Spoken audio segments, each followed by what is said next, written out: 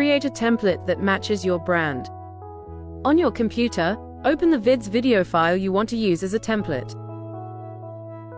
Click File, Make a Copy, Entire Video. Rename the file to indicate that it's a template. For example, Symbol Company Video Template. Click Make a Copy. Click Share.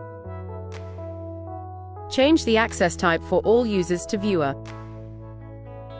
Click Copy Link, then click Send. Paste the link into your preferred communication channel, such as an email or a chat message. In the link, change /edit to /copy. When people open the link, they have the option of making a copy of the template, which they can then edit and use for their projects.